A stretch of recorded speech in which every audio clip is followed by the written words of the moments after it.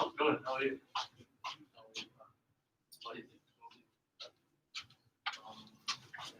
I think stuff's just already there. Yeah. It's in there. Oh, this is I'm sad that you're focusing on HC. Focus on how to have intention. Hello. This whole thing. I forgot my gear, so I had to go home and do a run. Yeah. Oh. Did you try that problem? I tried 10. This is fine. But it's been modified. Down to like 0. It's 5 digital or even less than that. Well, we just have to try and there. 0. What's the word in here? Let's see the same. It's only there's not that many. Oops.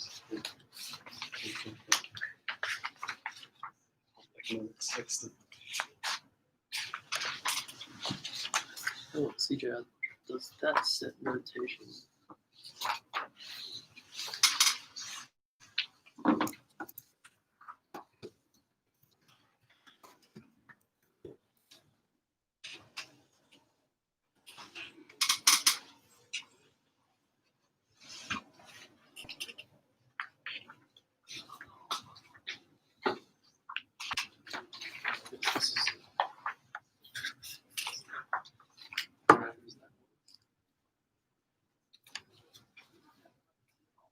QA was the one that showed the new cat.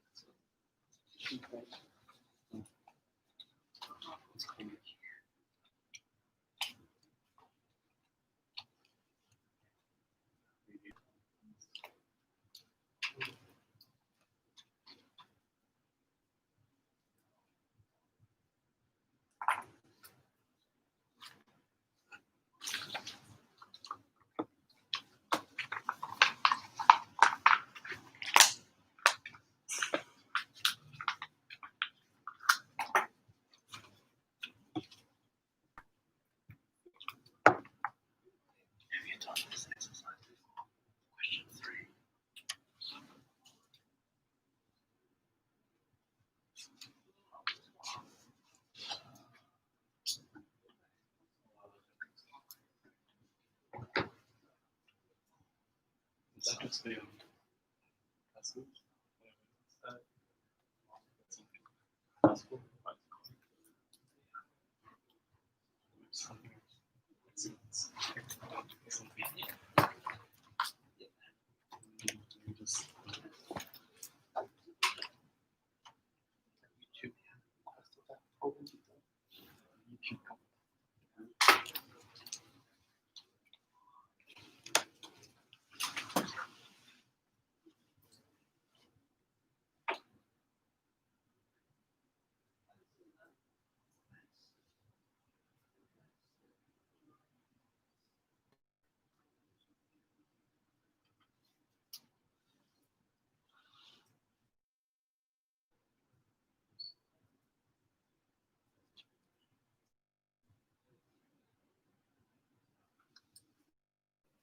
Oh, you know some number of video for this sequence. But it's can't consider random number. It's considered. What's this? So like go forward, you add and I'm like you go back. So if you can go, if you can subtract, then you subtract. Or you can't do it.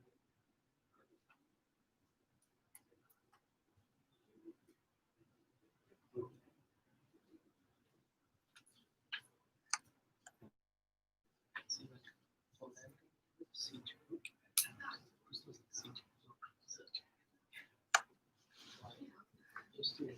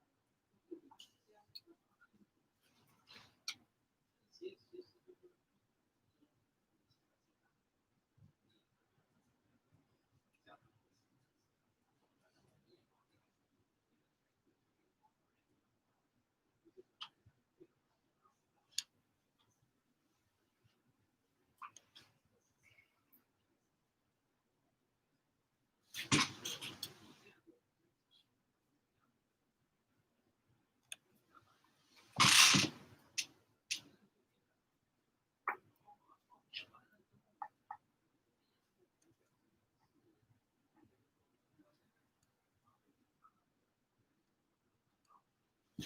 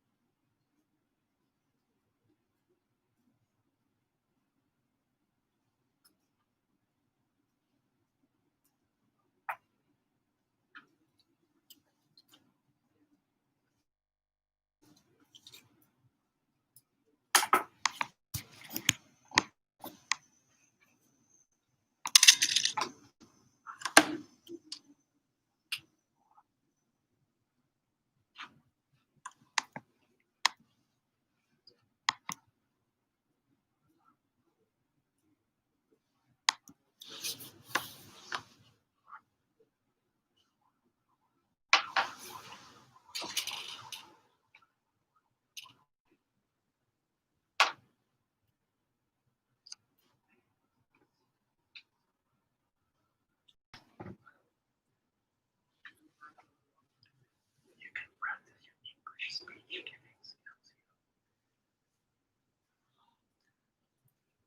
Eye contact.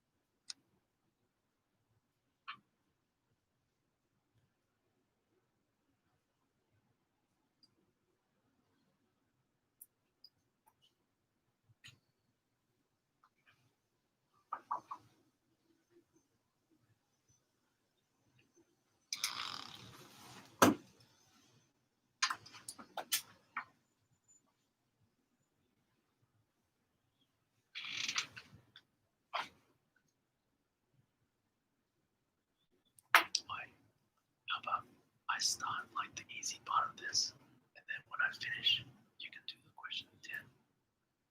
2 versions or 3 versions, whatever. Yeah. Because I don't want to spoil this completely.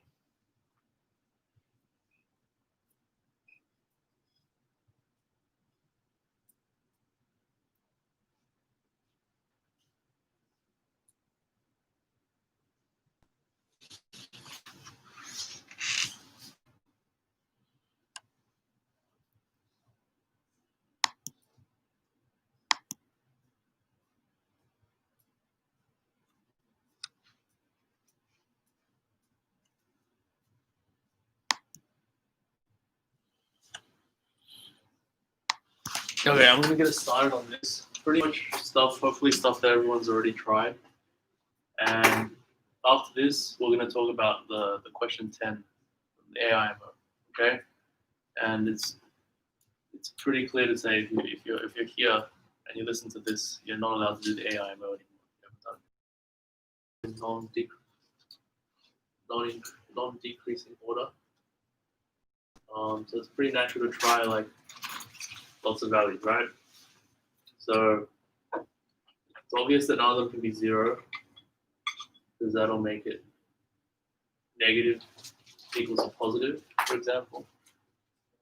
None of them could be 1 because then you get like the negatives of each other are both positive. And then the first thing you might think is they could be all 2, right? So you might see that 2, 2, 2 actually works, yeah? And it works in a kind of an interesting, or kind of a non-interesting way, but right. So the next, what's interesting is the next smallest example works, yeah. And this kind of works in a kind of an interesting way because you get a 1 over here, yeah. They all could be 0. Okay. And what's like the next example? 2, 3, 3. 2, 3, 3 work. 9 minus 2 is 7. Yeah, that doesn't work. So 2, 3, 3 doesn't work. 2, 3, 3. 3, 3, 3.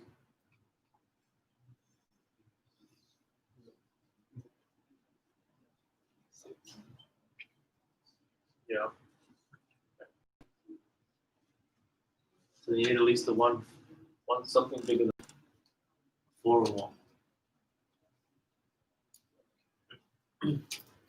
You might also take the approach. So we can still have 2s, 3s, but they can't just be only 2s and 3s. Still lots of possibilities.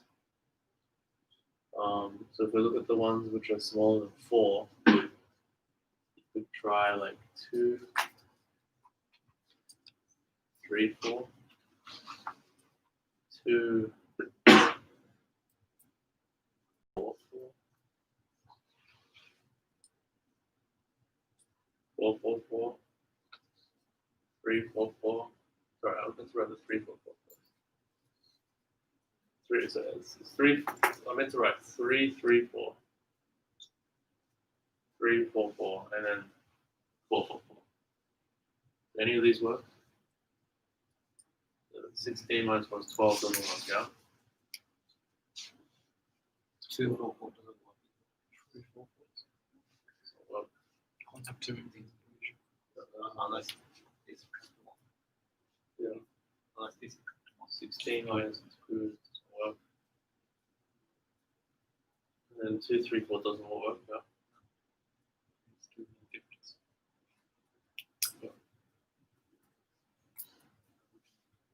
Okay, so that's all of them where everything is 4 or less, yeah? So you might wonder,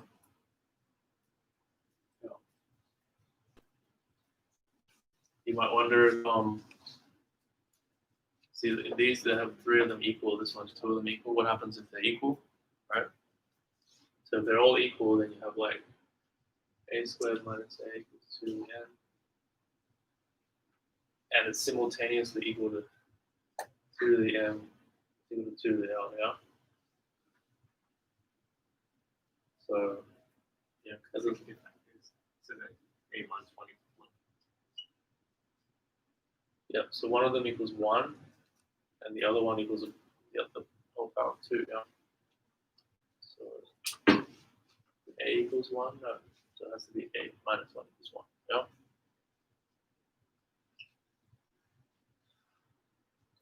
The same.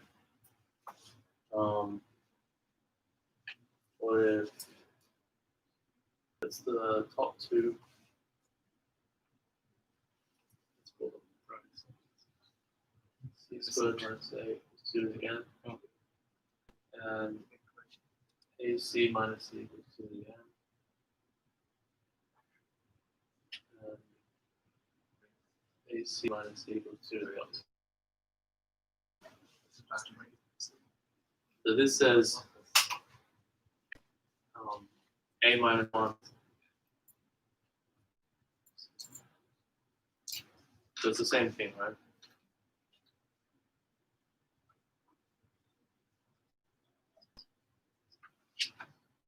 Then minus 1. A is 2 again. No, they can just be out.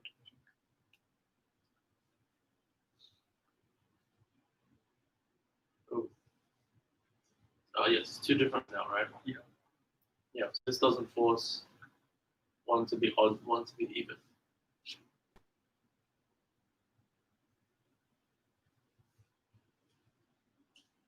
So C is a power of 2.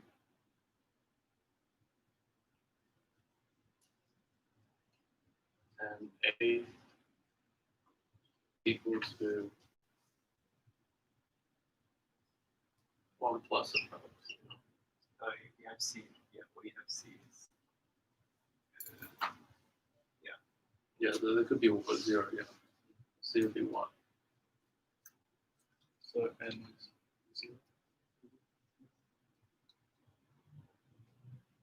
Ah, you're right. So this is meant to be odd. So that's so then K has to be 0, right? K has to be 0.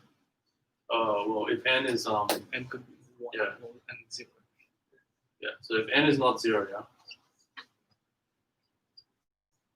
So if N is not 0 and K is not 0, right? And that's even and that's even, yeah. So that's even. So A has to be even. So that means then J would have to be 0. So one of them has to be 0. They can't all not be 0. So if okay, so those are the cases. So either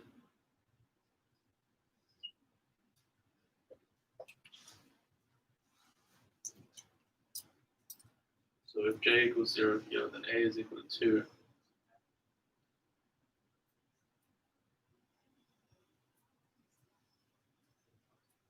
And C is equal to 2 to the M.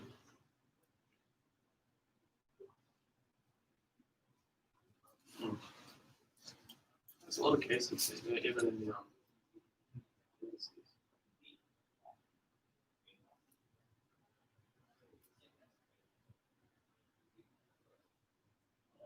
so I guess we can use the fact that they're ordered. So if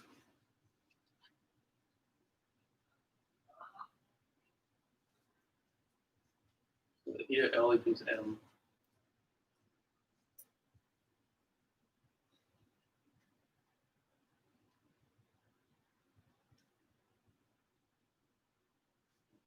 so yeah, if N equals 0, then obviously they're all 0, right? N equals 0, then they're all 0.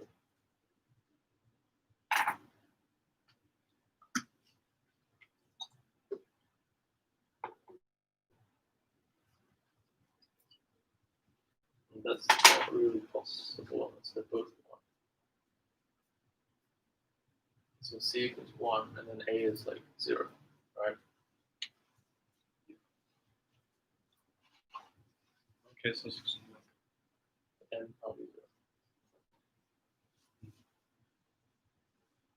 And if N is not 0 and if K is 0, right? Then J would have to be 0. So then I guess J is 0 no matter what. So A is equal to 2.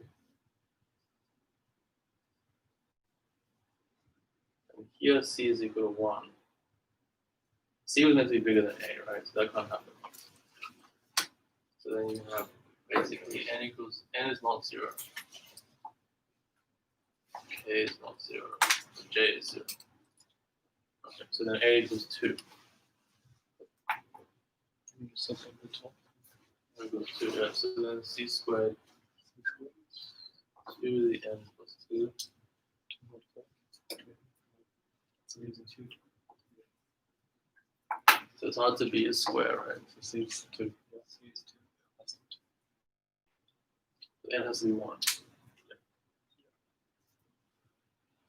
It's not 1, then it's 2, 4. That's bad. Oh, good. Yeah, square numbers can be 2 mod 4. Unless, yeah, so if n is bigger than 2, bigger than 1, then it's 2 mod 4. Yeah. So then this is n is equal to 1. C equals 4. So the question is, does 2, 4, 4 work? Oh, wait, actually, there's 2, 4. It's 2, 2, 4. Uh, 2, 2, 4. I had B and C equal, yeah. 2, 4, 4. Maybe we tried that. I swear we tried that, yeah. Yeah, it doesn't work.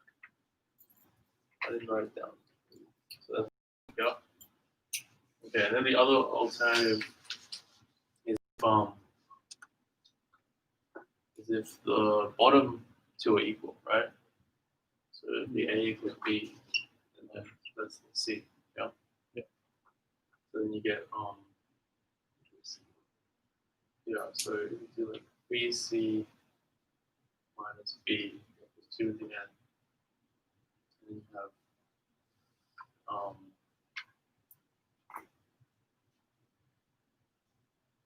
AC BC minus A minus, oh, that's the same equation, right? So it's just equal to 2 at the end. And the last equation is B squared minus C. Fill it out.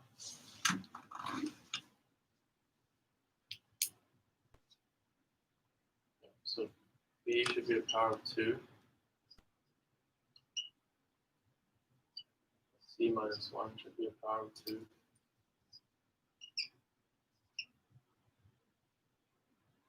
And that's it.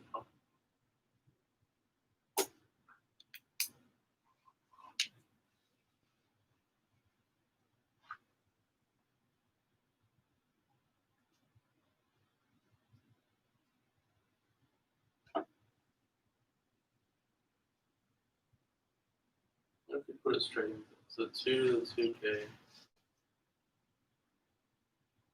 equals 2 to the L plus 2 to the n minus k plus 1. No? So 2 to the n minus k or 2 to L, whichever is 4 is 1. One of them has to be 1. Yeah. And the other one's 2. The other one's 2. That just means k is 1. We have to add to 4, so k has to be 1. Yeah, so if this k is the k is meant to be less than n, right? Could be equal to n.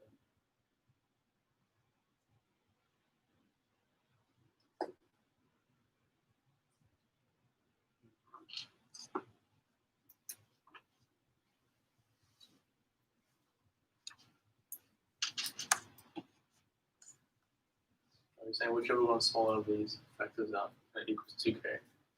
Oh, sorry, it's Okay, the right hand side is 1, otherwise, so 1 equals 2 to 0. yeah. So if k is not 0, yeah. If k is not 0, then K can't be 2 to the 2k.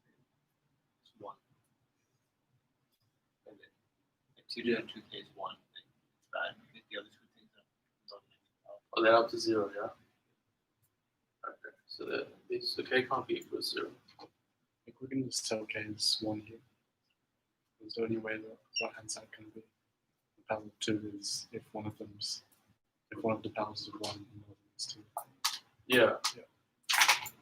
So either L equals 1,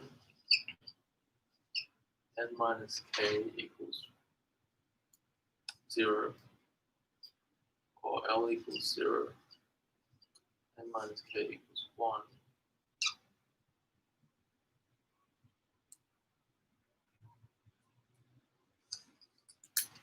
So here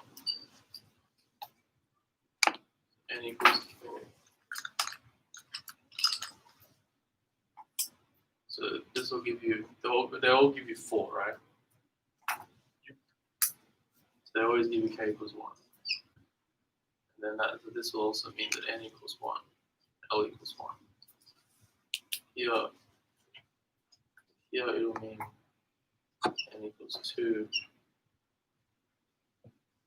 L equals 0.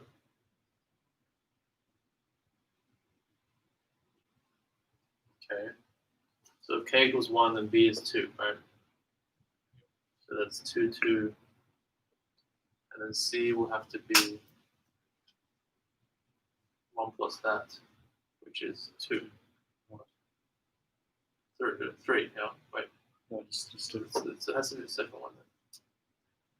2, 2, 2. And the other one gives us 2, 2, 3. Yeah. I thought we assumed they were different, but anyway, so it didn't come out then. With the assumptions didn't make a difference. So that if we want 3, we have to use this one, right? C equals 3. So that would give you these two. Yeah. Okay. So that's a pretty good start. And then that will mean we can assume that we have A is strictly less than B, strictly less than C. So yeah. And I guess we could also say one of them is at least 4.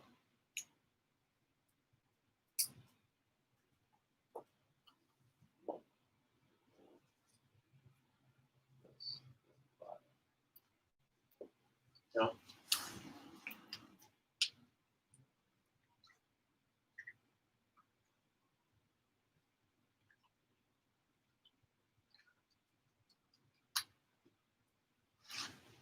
Okay, so we'll keep updating this question as the day goes on. But now I guess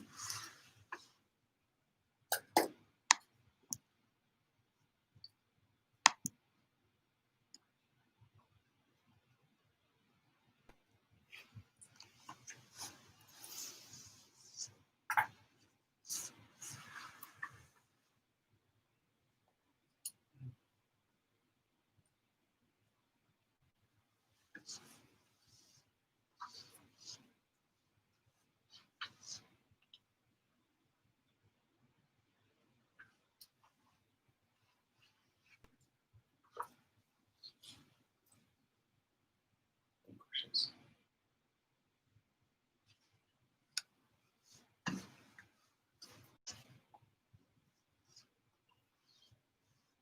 Yeah, so if you guys want to go with question 10.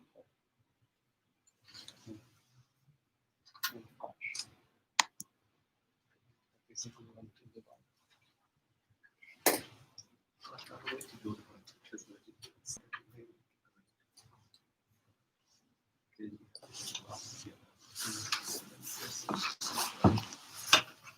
So Radius. which triangle Would be A. Yeah. CX. Oh, right. I mean, you could just go like that. Okay. So that's that. I mean, it doesn't have any like angles. Big. Okay. I'll just use that. No, or maybe not. I don't know. We can present 3 solutions. Yeah. Okay. We'll present 3 solutions. I wrote the stuff off. Yeah, sure. So everything except for the actual solutions. Oh, actually, you could probably just put it. So I can store this.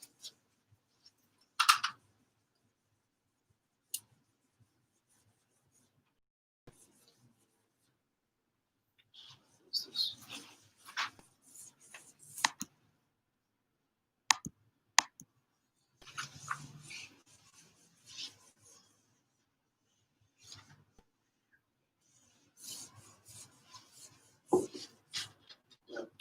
Okay. Oh, here is this stuff. And it doesn't really go that much higher than that anyway. So. Yeah. All right, say when you're ready.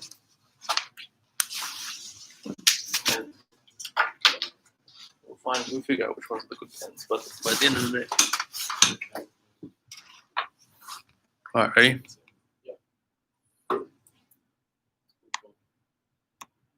Yeah, okay, so this is the geo question. We put up a complex bash of it yesterday. Now it's the geometric solution. Now. It's a non-functional. Look at a more circular circle.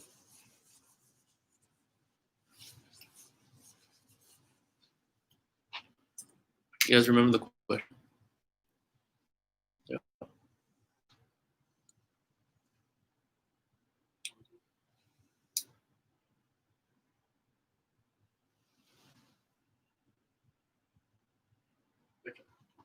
Oh, Yeah, I think it's fancy. Okay.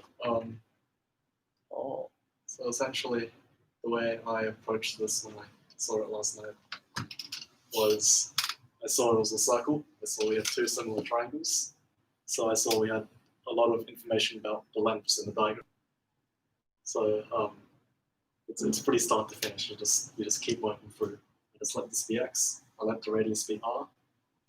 So this would be r minus x, and this would be r.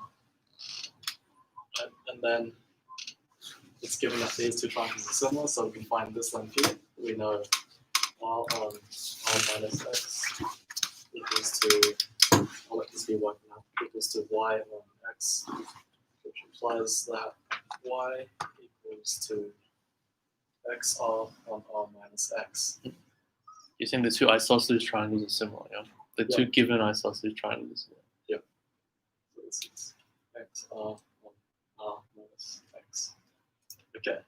Now, then I proceeded to do this thing, constructed them both up, and it gave me a third isosceles triangle, similar to the first two, because they both have alpha alpha. So I did more lengths, and we have r on r minus x equals to, so these are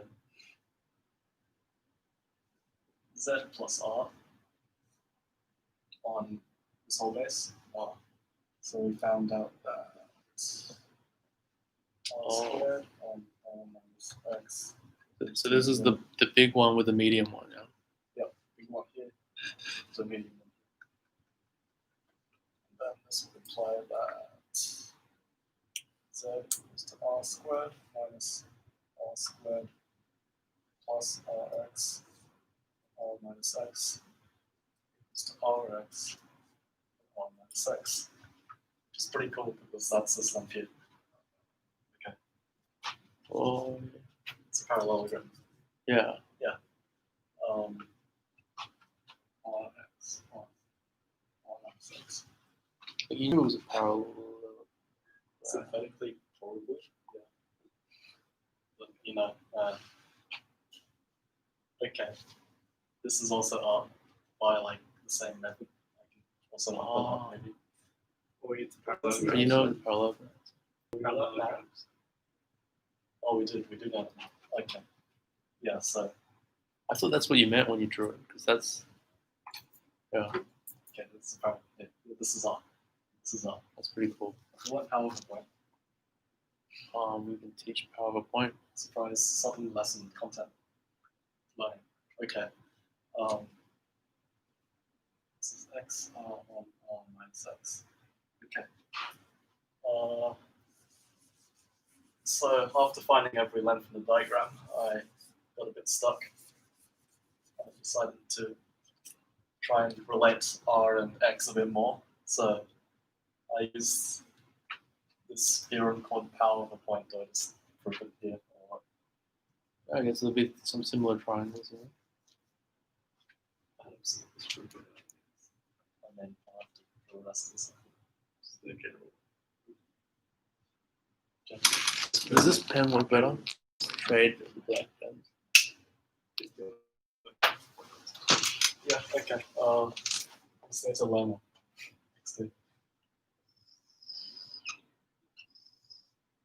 Okay, so the power of a point theorem is essentially you have a point somewhere. It can be inside the circle, but I'll go outside because it's more similar here. And you have two points that sort of just go through the circle wherever. Yeah. And the theorem states A, B, C, D. Theorem states that A times A plus B equals to C times C plus D. Right.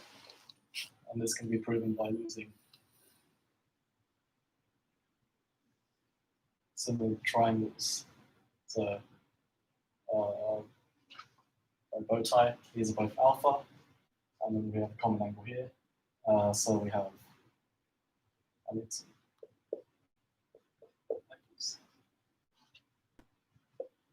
okay.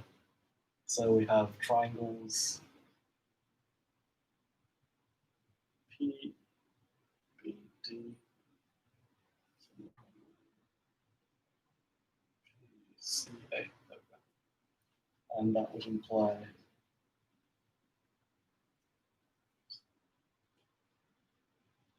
PB on PD,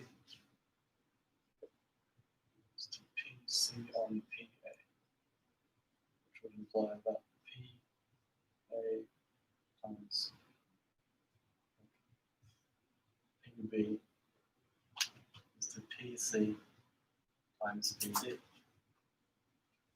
which is essentially LMC. So PA times PB plus equals to PC times PD. That's the theorem. So I decided to use that theorem here. Because this goes through the center, I know that if I extend this chord onwards to the other side, it will be a total length of 2r, which is corresponding to DC in this diagram. So maybe I'll just sort of draw it. That's the thing. Okay. So by the power of the point theorem, I know that r times r plus this length. So r times xr on x minus r minus x.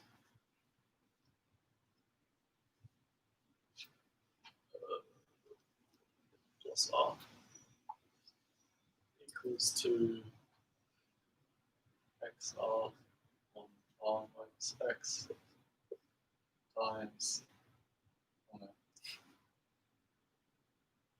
xr r minus x plus 2r. Okay, and I just did algebra.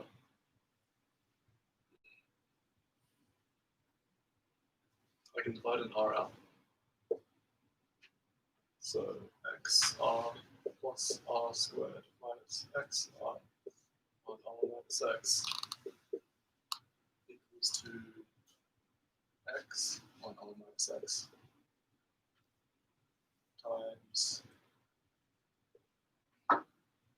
xr minus 2r squared minus 2xr on r minus x. Okay. Which implies that r squared r minus x equals to x times 2r squared minus xr y minus x squared. Which implies that okay, r squared times r minus x. I'm just going to multiply all the denominators out. Equals to 2r squared x minus x squared r. Oh, putting it in the bottom up. Okay, r squared minus rx equals to 2rx minus x squared. Wait, R cubed squared x. Oh, the Yeah, divided by r. Yeah. Squared minus 2rx plus x squared. I think I messed up my motivations here. Okay, this is going to look really random. R minus x r squared equals to rx implies rx and r minus x equals to r minus x. Right? Maybe the motivation's not that bad. See, I manipulated the algebra to look like the lengths I already have in the diagram. So I have an rx here, I have an r minus x. Oh, So, oh goody, it's isosceles. oh, Yeah, so we know that these two lengths are now equal. oh. And now that I've found a lot of lengths, I can begin to minus 2 alpha. I know because that this is circle. If this is radius, this is a radius, and this is alpha, this whole thing would be alpha. What does that do? Yes, that's what I did. Okay. Yeah. Should be doing something. So then the little angle is Oh yeah, little angle here. Ready. So it's 3 alpha minus 180. Yeah. I feel like I should be doing. Maybe not. Oh, the same angle, so then they add alpha I did use with the all groups, yeah. Okay, I can do that. 3 alpha minus 180 here because it's isosceles. Yeah. And I can use angles on the triangle. I know that alpha plus alpha plus this, alpha plus 3 alpha minus 180 which equals to 180. Which is good. 5 alpha equals 360. which triangle is it? This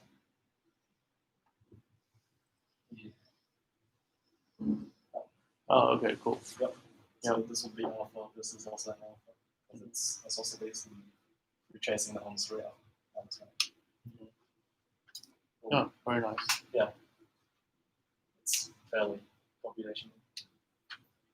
But okay, there's actually a much faster way of figuring out that these two lengths are equal. Oh, so this is solution number 2. Sort of, yeah. After you get the lengths are equal, you just do the same chase and then you're done by the same method. Okay, so now your goal is to show that the r minus x is equal to the. Yeah, so this length equals to this length. Okay. Yeah. So this is kind of like a review of the solution.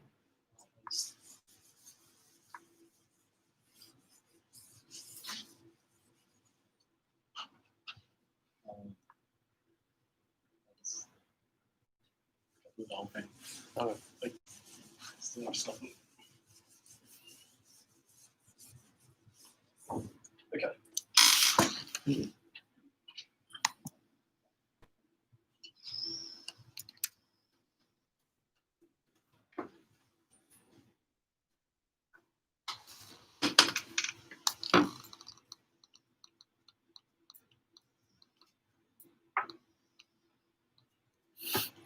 Replaying to see Jordan POW length back. solution 2. See, sort of. Okay, so the idea here is basically just to use congruence. It's fairly short, actually. So we have 3 radii. 1, 2, 3. Yeah, 1, there's 2. So we know that these angles are all alpha. Oh, this looks like imba. This one looks OP. OP. It is kind of OP. Okay, so as before, this is isosceles, so this is alpha. So we know that this triangle here is congruent to this triangle here. Right? That's hard to see. We have 2 angles alpha, and they also have a radii, 2 radii actually, 2 radii as common lengths. So they're basically congruent isosceles triangles with alpha as base angles. The way of drawing it doesn't look very congruent, but they are. Yes. So because they're congruent, we know that this length equals to this length by corresponding sides, and because this is isosceles, yeah. Oh. Oh, so that doesn't use any power pointer. Which is a bit faster than that. That one will find you to see it. Yes, you have to like think for that one. A bit more. Very good. So that's like solution 1.5 to yeah. Okay. Eye contact. Yes. All right. Do you want to do solution 3? Yeah. All right. Should I start a new one? I think no.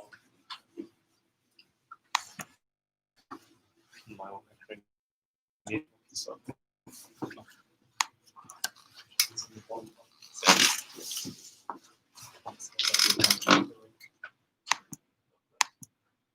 What did you use? What did you use it for? 2 red. Yes. All right. Let me know when you're ready. Nice.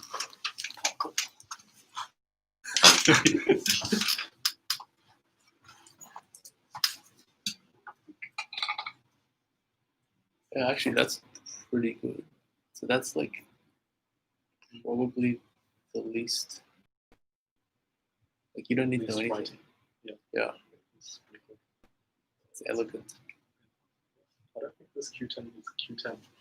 You know, Yeah, it's hardboiled Q10. I Yeah, think yeah, Q9 and 8.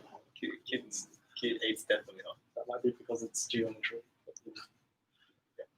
His geometry is his strong suit. Wait, what were the labels? I think the middle was O, and then it was like ABC. ABC on the circumference, and then X. All right, you ready? So you have the you're given that like 2 sets of similar isosceles triangles on the circle, and then what's also something you can assist that you're given is that they lie on the diameter. So like currently you're given this and you're trying to find out the angle subtended, the angle of the But like when you just start off with this, there's not much you can really do because you're not really given anything to help you. So what you can notice is that because both angle BAX and angle CXO they're both alpha, which means that AB is parallel to CX. And same thing with the other one, so BX is parallel to CO. Yeah. And then so with like okay, you have some like similar like you have some parallel lines, but like you don't really have anywhere to use them right now because like the best thing you can do is like oh this angle is equal to this angle would feel like it's like trivial. But then what you can do when you like have a 2 set of parallel lines is that like it's on a circle, right? And parallel things on circles gets you like isosceles trapeziums, right? And that's normally like maybe nice things to have. So maybe we can try to draw something. So just extend this.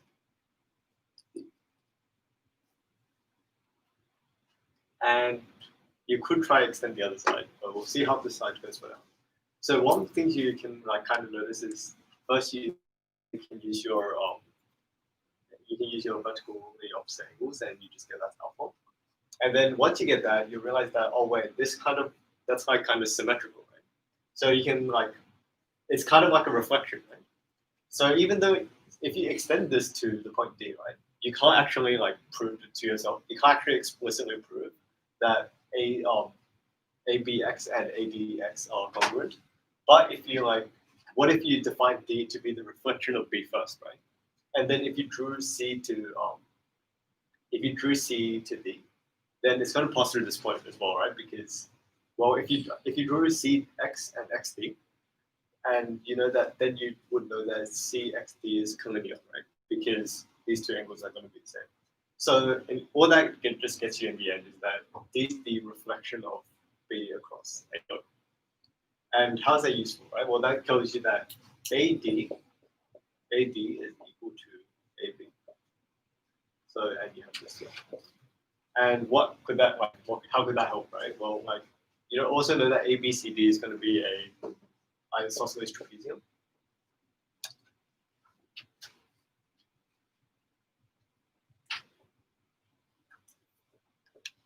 Do you know what an isosceles trapezium is? So isosceles trapezium just means that the opposite sides that are non-parallel are also equal. So we can use that directly here. So this means that AB is equal to BC. So now that's something nice, right? Because that's kind of what we were like. Well, after we're given like A, B, X, and O, and C, we like B and C are kind of the weird stuff that we can't really relate to each other. But now with this, we have a way of getting some like ideas. Right? So with that, we can take a look at like the sum of the angles, right? So you know that this is going to be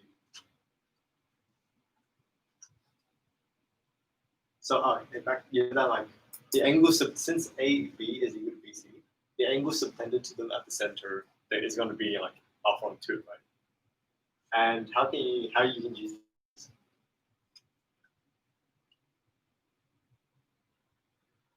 So then you can take that and then put the angle over here.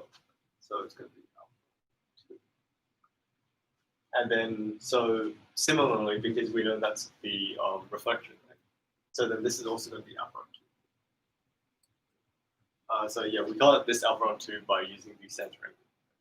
And then now you know that this, so you have alpha plus. So now you can use this with the angle sum of triangle in BAX. So angle standing on arc AC. Alpha on 2 plus 2 alpha. So then, and then alpha is the 72. So this kind of like, this construction's like, seems kind of like weird, right? But then it just comes from like experience. After you see like parallel lines in like a circle, right? Like isosceles, because isosceles trapeziums give you some lengths, and you kind of want some lengths here, right? So like that's why when you see like some parallel lines, if you don't have problems, then and you see this, you're like, oh, maybe this might help. So like in my actual, when I was actually doing it myself, I also like not only did I draw these ones, I also drew this one in just to see where it would, and this one in just to see what would happen. And then I focused more on this side because you immediately notice the reflection, right? And then because of that, you can just use this and solve.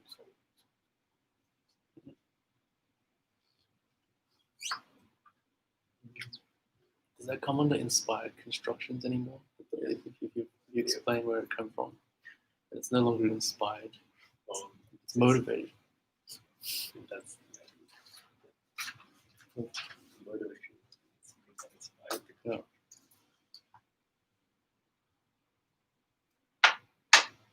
Cool. Any questions? That's 3 solutions.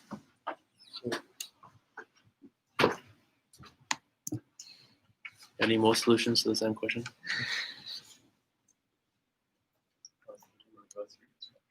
Because if this goes here, if this one is big, like if you just construct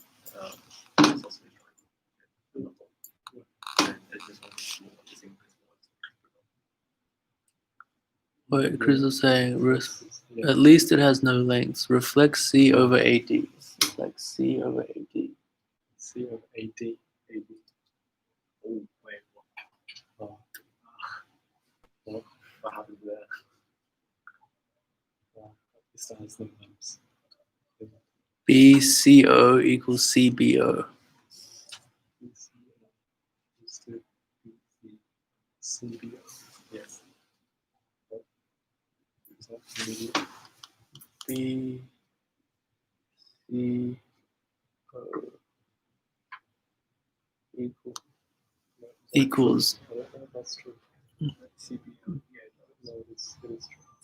so BCO equals CBO. BCO equals C yes. B O. Yeah, okay. Equals ABC. Yeah, let's see. See the pair. CBO equals ABC. Is this directed? Doesn't work with Oh wait, there's a C prime. Hold on. oh, Your reflection is the reflection. Wait, actually that's really fine. when you told me reflections, that's not reflected everything. How do I use Yeah, my laptop screen's a bit dirty. C from C is the isosceles trapeze. Yeah, maybe we can present crystal solution as well. You can do anything. All right, let's just try and figure it out. Can someone read this chat and someone try to figure out, try to draw it in on the board maybe.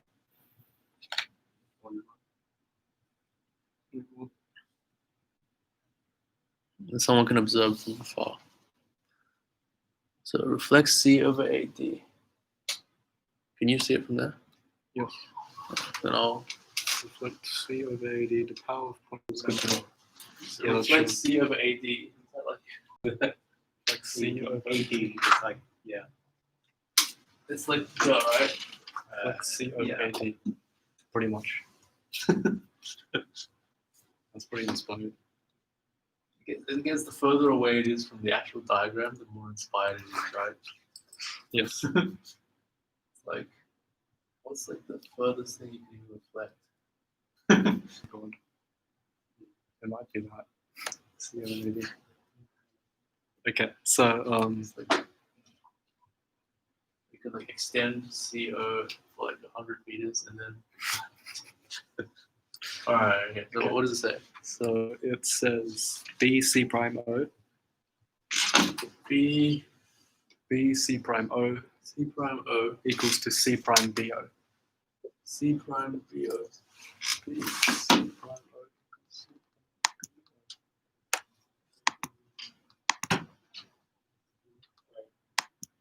All right, so we're having a try and understand crystal solution here. So we have C reflected about AD to C prime now. Then we have B C prime O equals C prime B O.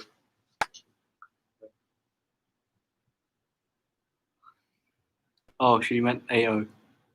AO. She meant AO, Oh, reflect C over. not AD. AO. Yeah, I guess that would make sense. Okay. Less This is- inspired. Wow. This is more normal. Okay. Okay, that's a bit better. B C prime Yeah. O equals to C prime B O. Lol. Alright, so what is it? B B C prime O B C prime O. Yes. equals to C prime B O because it's isosceles. Yes, So what is B C prime is isosceles. Yeah. So just doing this. It's like radii. You know? The isosceles is radial.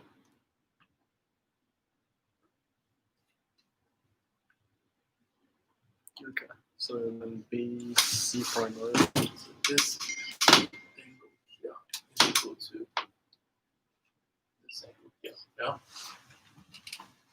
So BC prime O equals to ABC prime. ABC prime. Oh, that's parallel. Yeah, it's parallel. B C prime. So it's because they're parallel. AB is parallel to CO. You're saying this is alternate angles. Oh, COA. COA. Yeah, equals to BAO equals to alpha. So we know that C prime O equals to is parallel to AB. C prime O is parallel to AB. Which gives us the thing.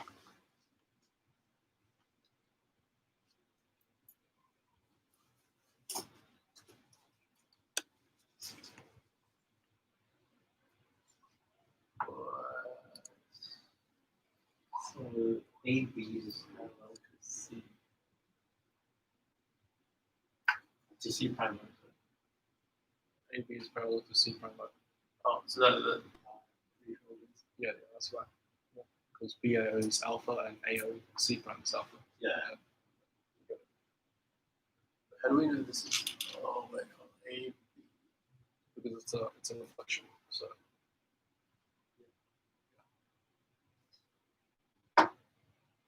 So angle O. Oh. Yeah. Right. So OCX. Okay, so that's, yeah. So I guess if we.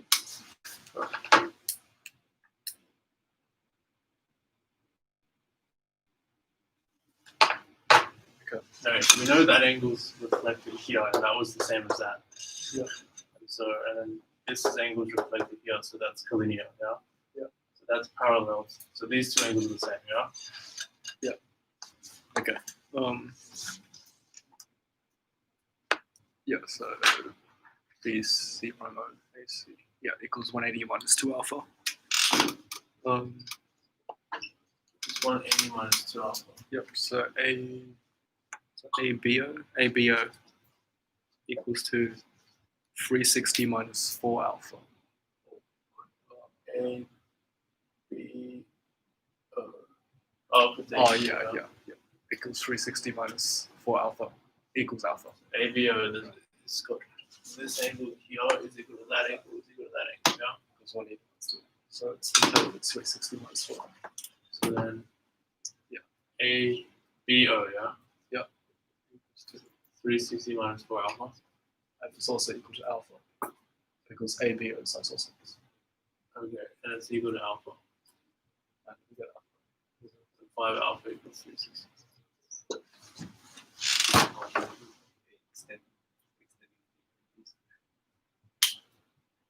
So we pick the Oh, yeah, solution 2, yeah. Oh, yeah. So this is solution 2 with a reflection. Yeah. Oh, thank you. Very good.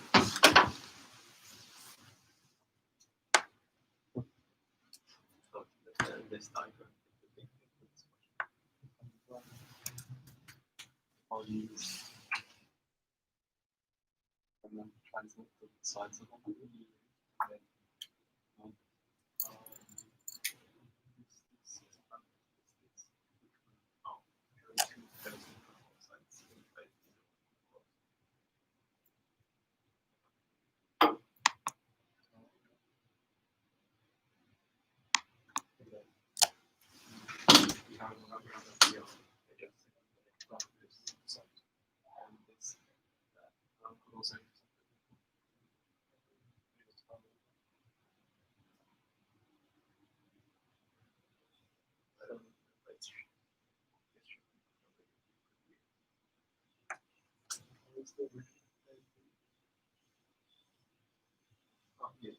these two points. Give me those 2 points.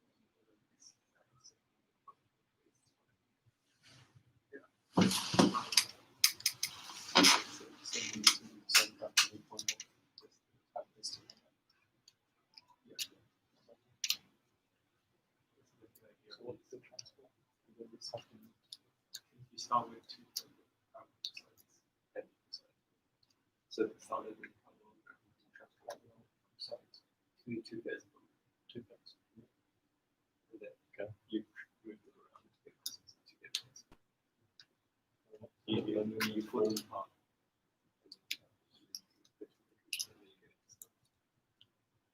Oh. Start with this.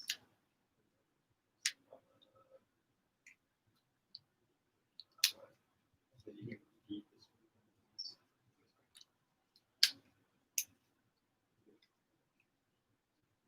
I know that's how you would do this. I get that. That's how I do this. Yeah. But,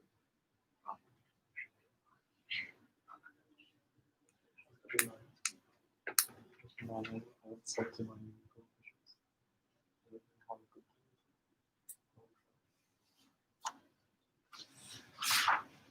we need to do another question.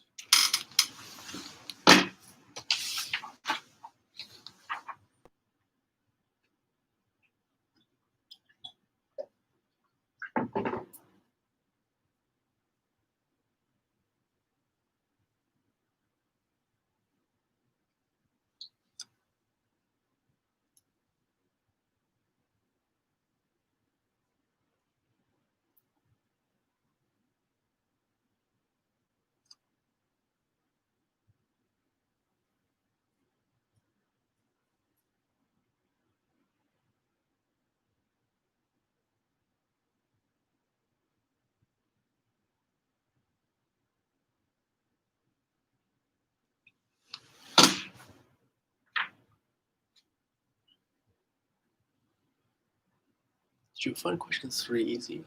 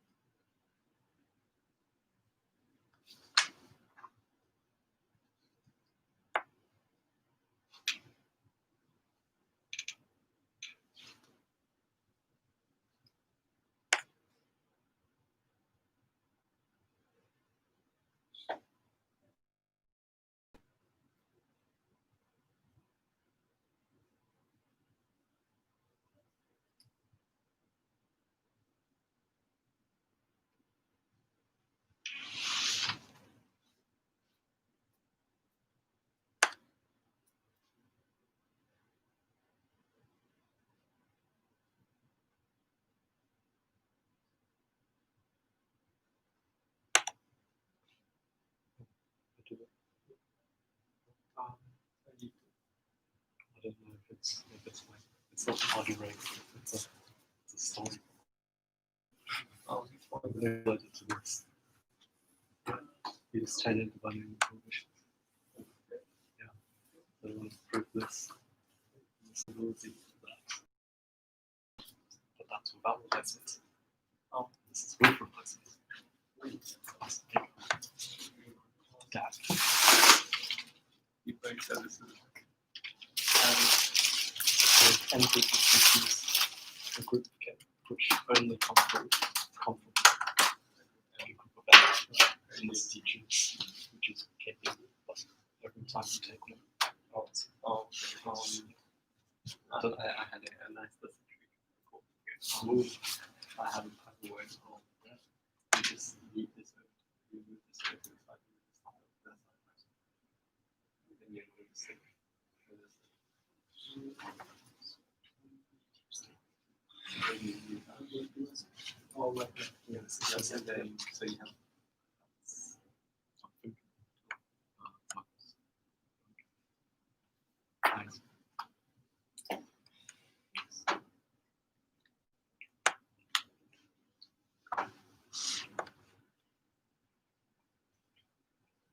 And then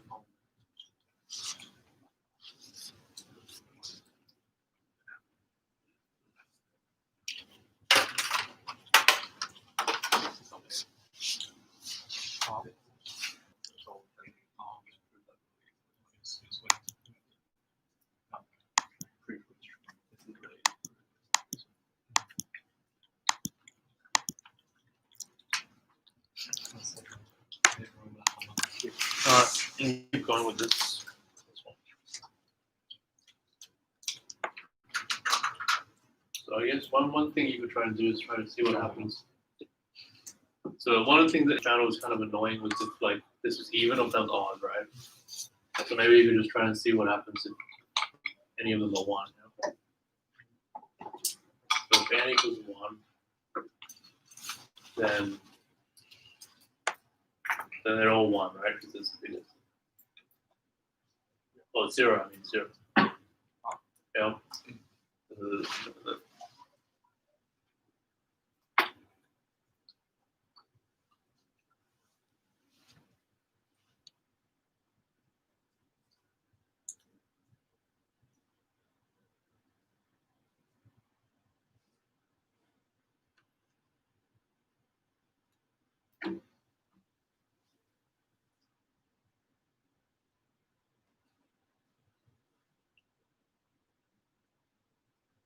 I think this will make them all equal as well.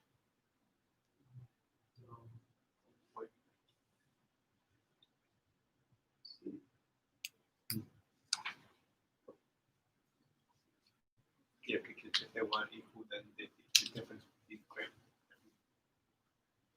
Yeah. You'd be able to walk and then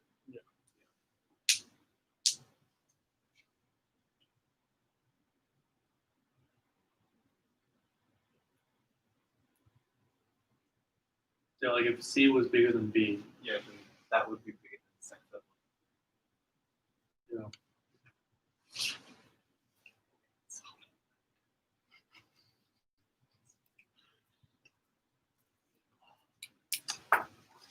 So if B was bigger than A, then that would be bigger than that one, right?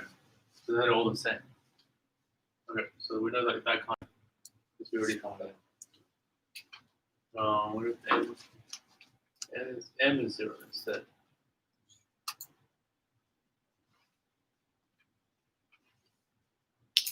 So these two are 1s, yeah?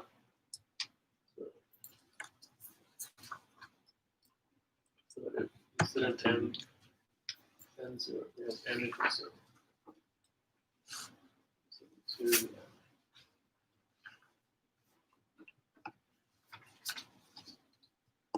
so again, if C is bigger than B, C is bigger than B, this should be smaller than that, yeah?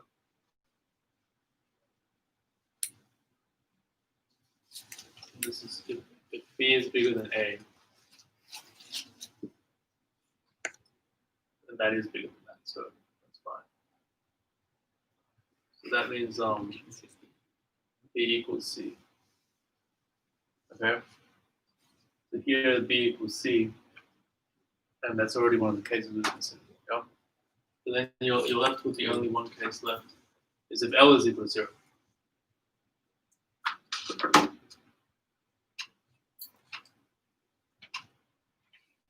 L equals 0. Yep. Okay. So for example, if everything was even, let's see.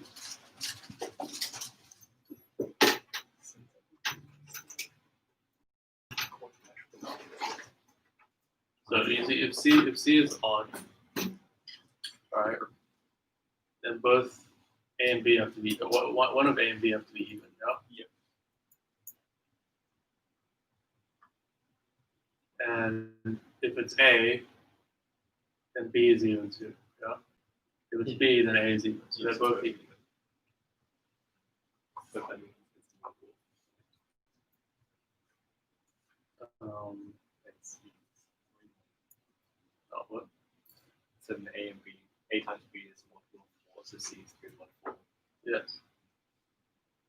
C is 3, 1, 4.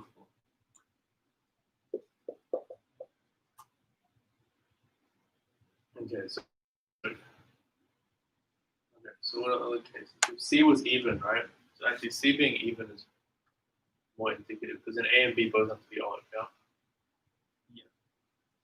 And it's going to be Okay, so if A and B are odd, then it's odd, even, yeah? That's contradiction, yeah? So actually, so we only have to consider when C is odd and A and B are both even, right? Okay, that was the notation. So write this as the number of twos. So the maximum number of twos dividing A, yeah? So in other ways, you can write A as all the twos times some odd number, yeah? So that's going to be my notation for the odd part, yeah?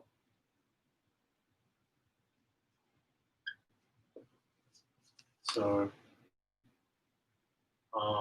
so this might be interesting because there's lots of powers of twos going on, right? For example, you might wonder if the number of twos in A, how it's related to the number of twos in B, yeah? So for example, what if the number of twos in A was less than the number of twos in B, yeah? Okay, so if there's less twos in A than there are in B, well, if you look at an equation like this one, right? If there's less twos in A than there are in B, then however many twos there are in A is however many twos there are in the small thing, right? And so that should be N, right? The number of twos, so then V U2 of A is equal to N, right? But if you look at this one, it's the same argument. So there's not as many twos here, and there's some lot more twos here. So you can factorize all the twos out of here, and then it's some odd minus an even, right? So here then it's also equal to M, right?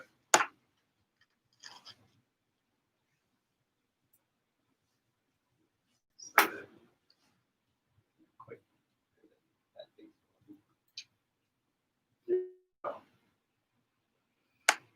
You have A plus if you subtract, right?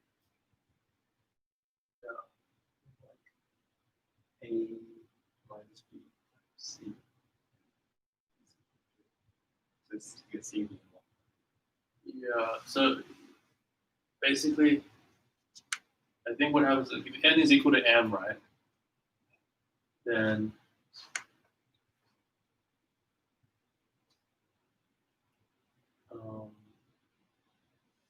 you get A equals B, right? Yeah. Is that right? A equals B. If N equals N, you get A equals B. Right? So that's a problem because if they're equal, they shouldn't have different components, right? So that's not allowed. And if the B is bigger, is the smaller one. Okay, the same argument applies, right? Because there's less twos in B, so the number of twos in B is going to be the number of twos on the left hand side. So that's going to equal N, and at the same time, it's going to equal M. Yeah. So therefore, they have to be equal. Okay. So the notation, I'm just going to write this then. I'm just going to write a new to represent both. Okay. So the number of twos in A is the same as the number of twos in B, and just call it mu. Okay. All right.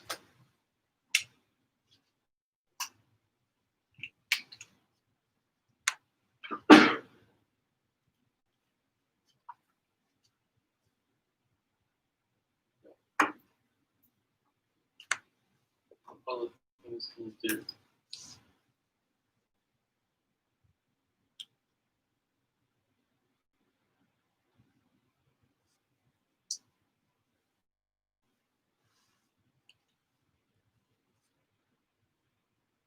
Oh, so one obvious thing we could have done, like at any time, right? is when you have three equations and three unvariables, you can try to get rid of one of them, right? So it's kind of a really obvious thing to try and substitute C. You know? You get b squared a minus b minus a equals 2 to the n. And you get a squared b minus a minus b equals 2 to the n. Yeah, that's if you sum this into that. Okay. Yeah, it looks kind of similar, right? So one thing you can do is subtract them. Yeah. So I'm going to erase this now.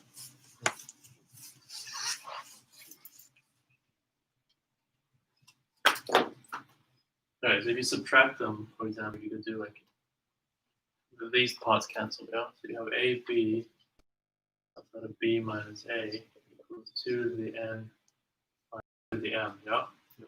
And we can actually assume that they're not equal, right? Okay. Yep. So can you, like, for example, here, can you see that that means, so that the right-hand side is M, right? It's a smaller one. So there's M2s in the right-hand side. So there's going to be M2s on the left-hand side. Okay. So M is going to equal, well, how many 2s are here? Well, there's new of them from A, new of them from B, right? So there's another new from here, right? There's 3 new plus new of B prime minus A prime. You know? Okay.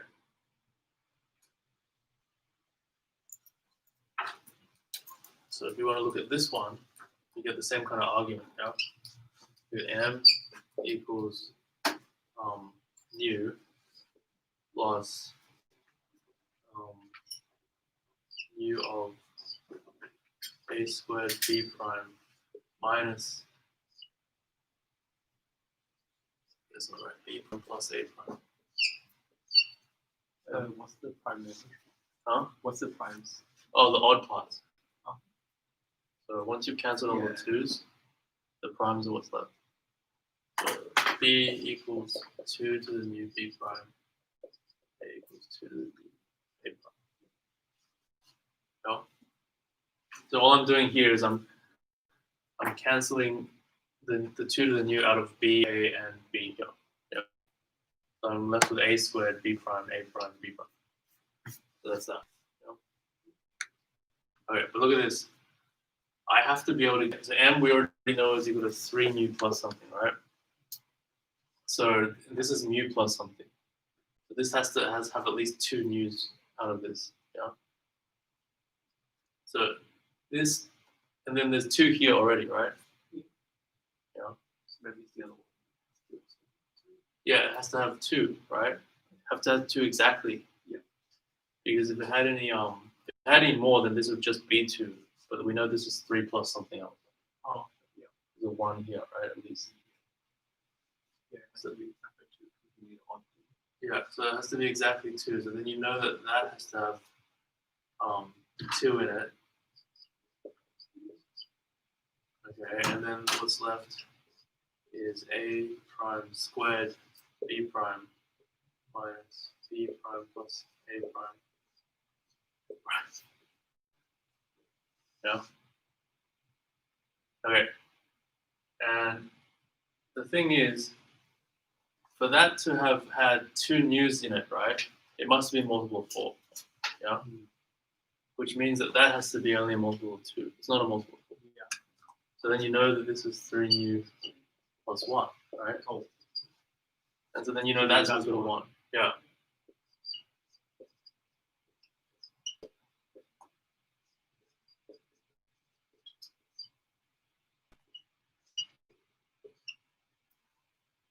You go 1. Yeah.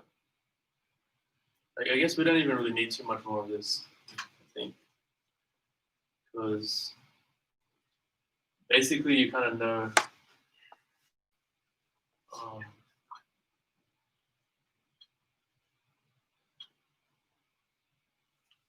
Yeah. Okay. So what I'm going with this. Okay. So I'm trying to express sort of what M is in terms of the 2's that are in A and B, right? And the thing I'm trying to exploit is the fact that there needs to be a whole lot of stuff here, right? Like it's like a cube degree 3 term, right?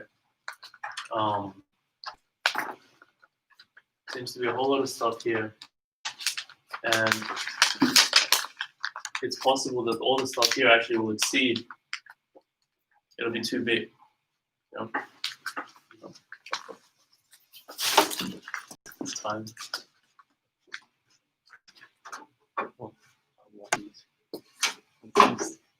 Is what?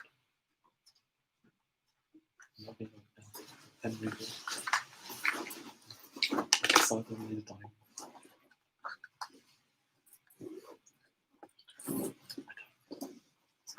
Okay, so if you look at this, if you rearrange this one, you have a squared b minus b. I'll put the minus b first, right? And then I'll put the p with the a squared minus 1.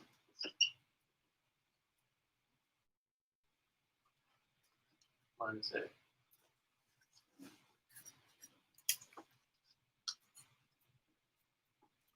So this is, so now I can write what this is. What this is, and we compare it with m, yeah? So you have a squared has 2 to the power of 2 news in it with a prime squared minus 1. And this has got b prime times 2 the new, yeah? Minus 2 the new a prime, yeah? Wait, what is the right? Oh, it's an expression. It's just calculation. It's not. There's no right answer. I'll take out.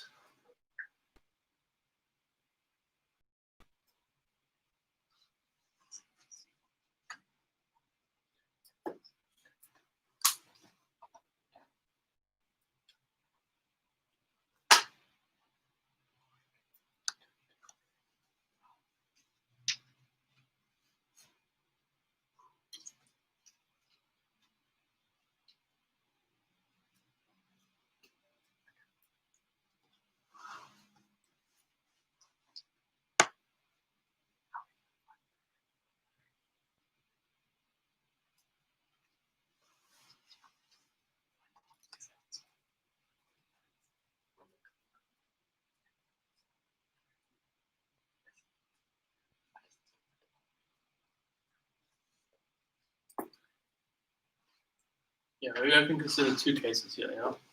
So the A1 prime, it could be 1, or it could be more than 1. So what if A1 prime, A prime was bigger than 1? Yeah. Then this would be 3, right? At least. So this would be at least 9 minus 1. Yeah.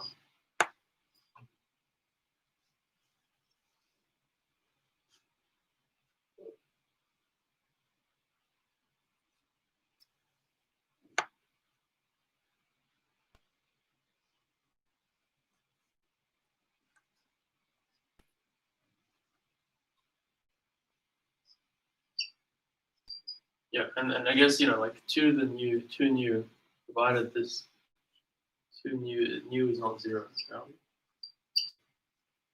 then you could make this an 8, for example.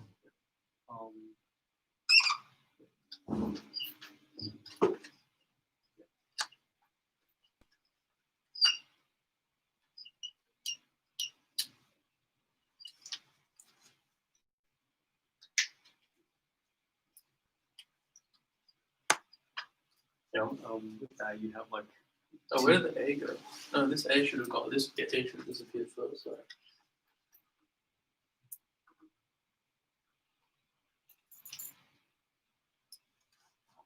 No, the A should have gone first.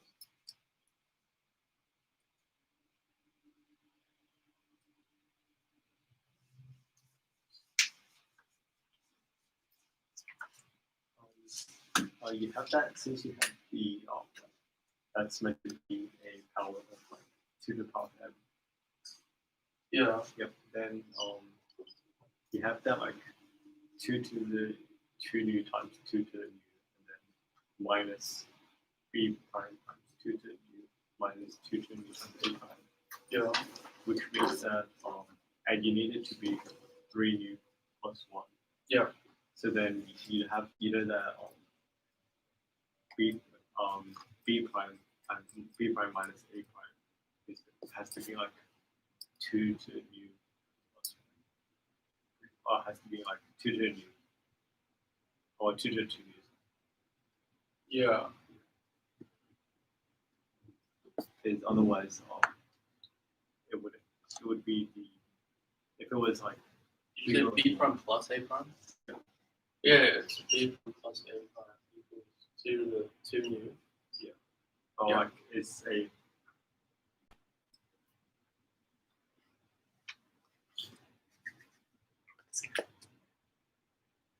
Yeah, I guess it might help to factorize this out so it doesn't distract us. So if we can factorize that out, like 2 to the new outside of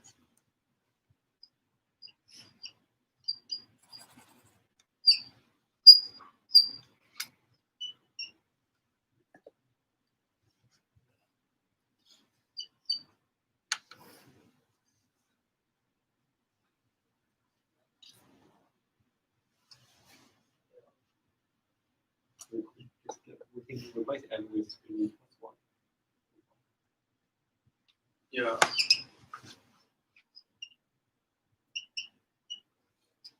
And cancel out 1. Yeah. So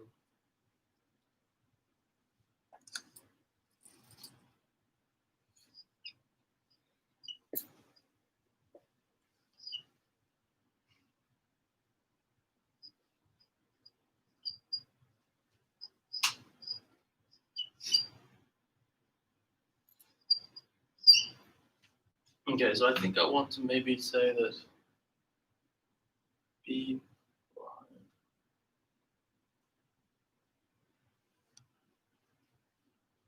that's minus B prime.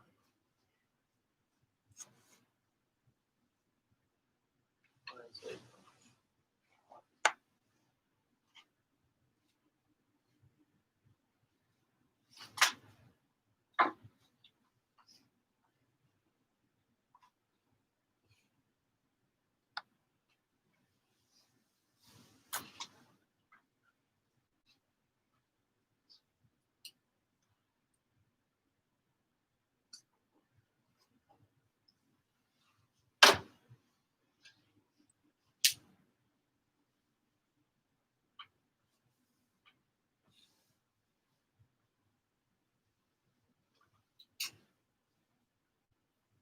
Yeah, I think it should be quite obvious actually. Like, so for example, if A prime is not 1, right?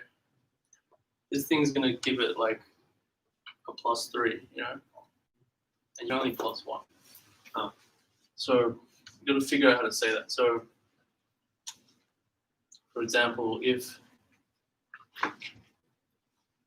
B is obviously not 1, B prime is obviously not 1 because then it'd be smaller than A, right? So B prime is at least 2. So you can actually copy 2 copies of this. 1 copy to get rid of that A prime, and one copy just to be big on its own. Yeah. So let's have a look. So if we look at this, it's greater than, provided we know that B prime is greater than or equal to, right? A prime is greater than or equal to 3. Yeah. Wait, is A prime greater than or equal to 3? We're assuming that for now. I'll show you what happens when it's not. So if A prime is greater than or equal to 3 and B prime is greater than 3, right? Then you get 2 copies of this. Yeah. 2 copies of this, which is, so one copy is 2 to the 2 new A prime squared minus 1. Okay. Plus the second copy is this 2 to the 2 new A prime squared minus 1 minus A prime. Yeah? Okay. So this whole thing is going to be positive. Yeah? Yeah. Oh, so you just And then this thing is greater than or equal to 2 to the 2 new and 8, for example. So it could be a 9 minus 1, yeah? So then that's a 2 to the, so this right hand side is greater than 2 to the 2 new plus 3. Yeah? But it's meant to be equal to 2 to the 2 new plus 1. Okay, so something went wrong there, right? so it's not. So then you can assume now that A prime is equal to 1. Yeah? So you assume A prime is equal to 1. Okay. It does make it, it's kind of like a long, but if you take it step by step, it's not too bad, you know? Yeah. Because instead of equal to 1, oh, then you should write another 1 instead of equal to 1. So 2 to the Starts making sense. 2 new plus 1 equals 2 to the 2 new minus 1 times B prime minus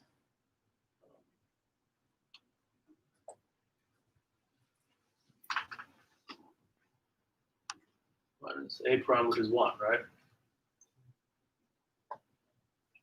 So maybe this is, consider this some kind of like grind. Okay, so now you can basically, so now we have B prime is greater than or equal to 3, right? No. So this is greater than or equal to 3 lots of this. So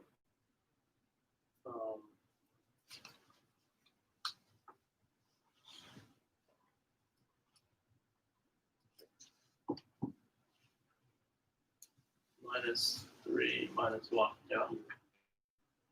And that's equal to 2 to the 2 new plus 1 plus 2 to the 2 new times 4, yeah? Yeah, so if nu equals 1, it's, and if B prime has to equal 3, right? And then If nu is greater than 1, it doesn't work, yeah? oh, well, one of our cases we have Yeah, so can you see B prime equals 3, yeah? That means B equals 6, A equals 2, right? And C equals AB minus 1, yeah? Which is 11. oh, so it's the other one. Yeah, Yeah. Or alternatively you have the 2, 2, 3 way. Can oh, we don't have 2 to 3 because we assumed that they had different yeah. powers of 2. We assumed that M and N, so we needed M to be not different to N for that to work. And we don't have an L anyway, so. But we assume that that's even, that's like not a 0. So it can't be equal to the base 1. Yeah, so you notice that, Where is B prime? Is B just like 2 to the 2, power 6, of, 11. is B just like 2 times 3 or is it can it be a different power? Oh, because nu is 1, so it has to be just 1, 2. Oh, right. Yeah. Oh, and they have the same.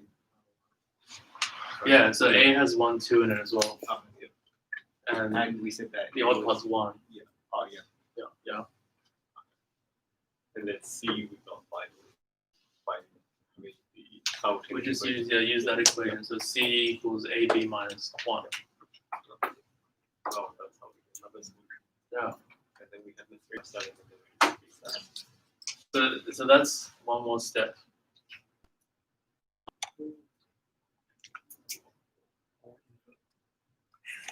Yeah, so maybe I can try to convince you that this argument might work even if the L wasn't 0. I guess we just need a lot of things to be even.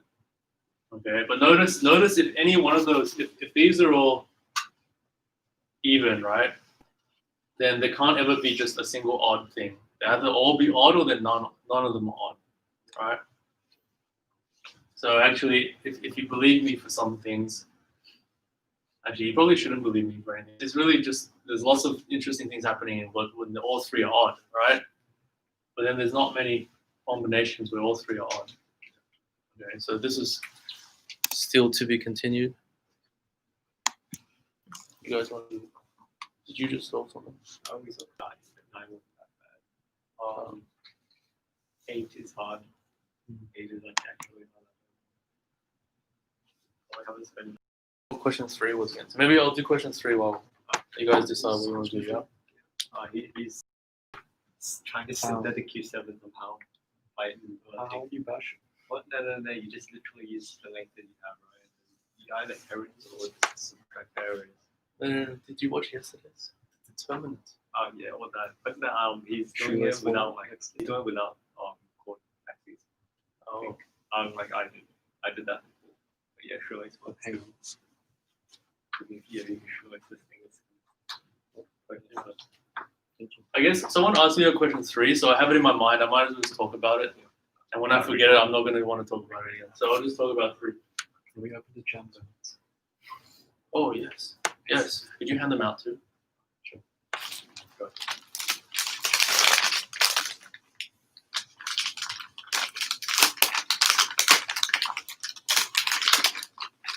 I'm very good at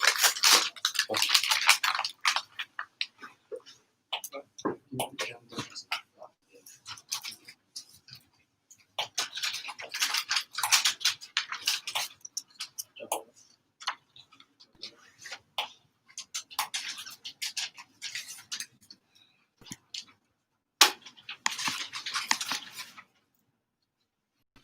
Yeah, memory is a funny thing. I don't even remember the question, but I remember what I want to talk about. So it was this question. It was actually kind of a confusing question, I know. And I think, so the question might not have been an obstacle to you during the test, but if you had to prove it, it might be a different question. So you have 3 friends in year 9. So they're saying it's a year 9 level question. Jan, Kate, and Lee.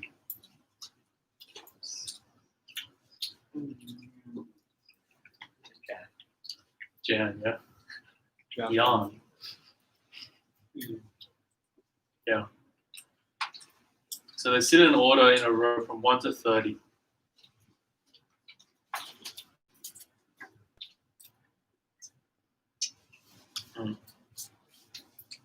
Okay, so it almost says. Yeah, so they sit in a row and it's labeled from 1 to 30, yeah? Okay? And separately they have lockers. Oh, this is like classic. It reminds me like in school you have lockers like this.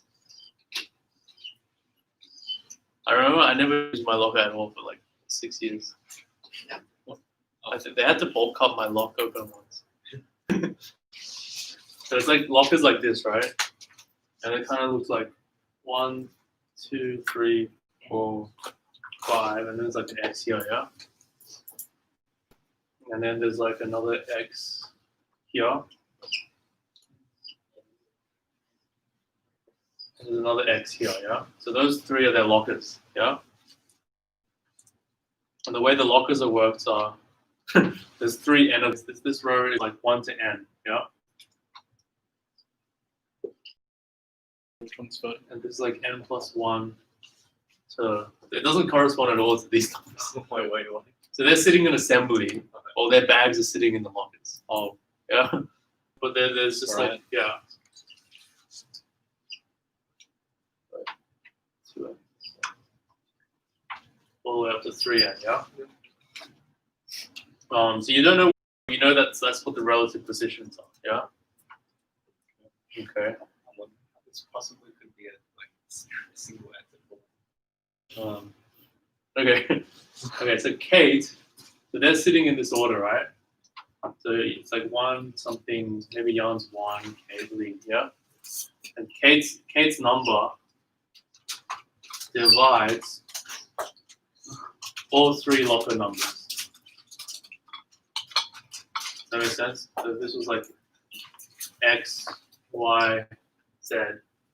It divides X, it divides Y, and it divides Z. Okay? Yeah. And the question is, what is Kate's seat number?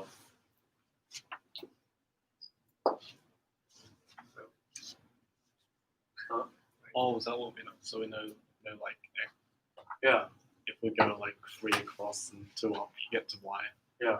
Um, So I'm convinced there's very many ways to solve this, like as an AIMO problem, just because you just need the answer, right? that's not too bad. I think I've seen some year 5s get it right as well. You just hack it. But like, Plus, how would you do it as like a proper question? Just go to 7. Just go 6. oh, yeah, that Yeah, so maybe you can start actually call this one Z, yeah?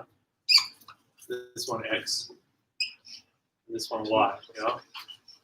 So because of the relative positions, you know that like, you have locker, so you have X, and then Y is just like X plus N plus 2, yeah? What's that? X. Under Armour.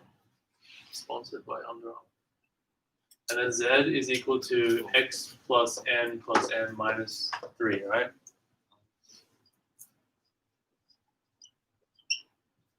Yeah. And let Kate's locker number be like K.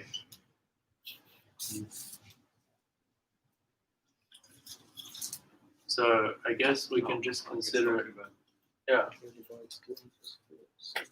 So basically there's this kind of an exercise in the notes, right? So K divides X, right? So K divides X, then K divides 2n minus 3, right?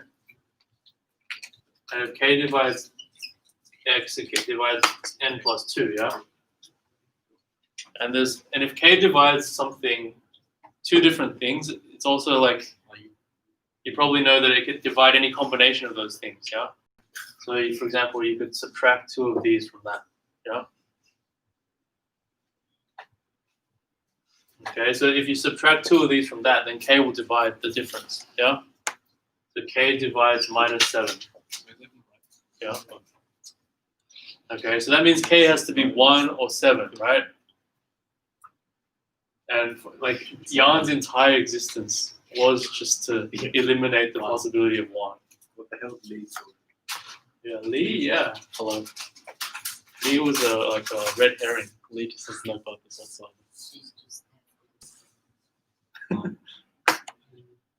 Yeah. Oh yeah, Lee's there to have a locker. Oh, good job, Lee. Yeah. If you didn't have Lee, it'd be just like, what does Kate have? No, Jan would have 2 lockers. Yeah, but now I'm thinking about maybe it is Jan for the first of the month. Okay, so then it's either 1 or 7. But I want to imagine how like a year 5 would do it. They would just kind of be like, let's just say this is like 5. It doesn't actually work. Can you just let N be anything you want? I don't actually know. Oh, It doesn't like small cases don't work. Oh. What's the scale? Because I remember I saw someone's answer for question 1.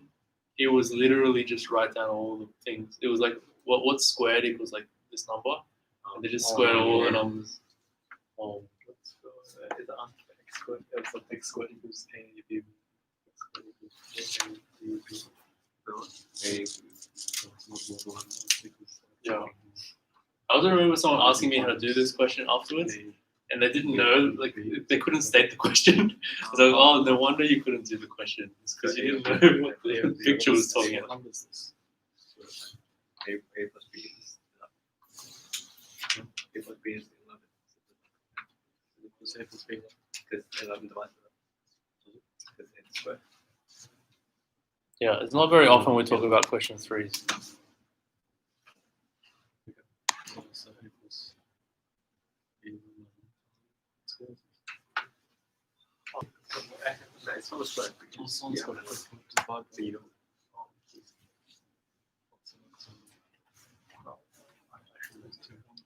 Oh, and it's 7.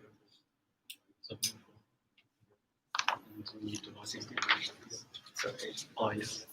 Oh, we did. And whatever else. And X. Oh, Yeah. Okay.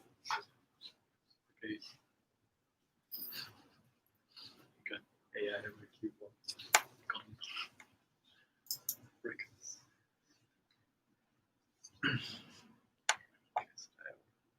You know what's Q3 to the Q9? Do you want to explain B about So Q9 to Yeah. I don't know. Like, Not even worth explaining. Wow. it feels pretty. I don't know. Maybe I just got too fast with my method slides. you just go, yeah. Yeah, but I sure. Oh, this is true. But That's a like, good one. I want to know Q8 though. Like, at some point, Yes. I need to like higher ed with Q8. How do we Because come I to can't- Q8? Nice. So is anyone in the chat want to supply Q8? But no, I don't want to burn it. Oh no, maybe don't. Yeah, don't burn it. Yeah, I know. It's probably practice with AI.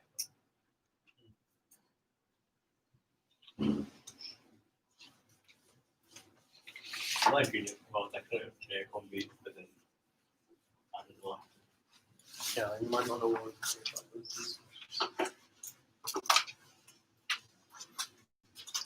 Do you have other turnouts ready? Yeah. Yes. Yeah. Just Oh, round thanks. one, yeah.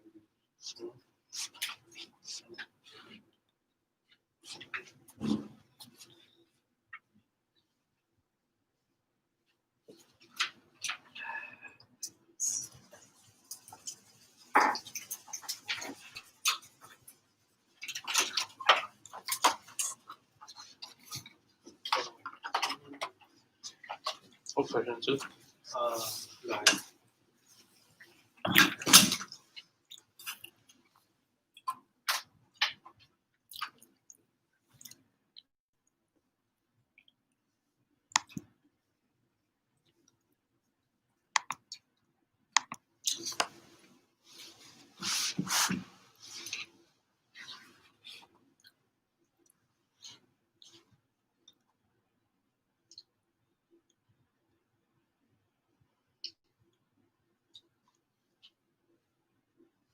No.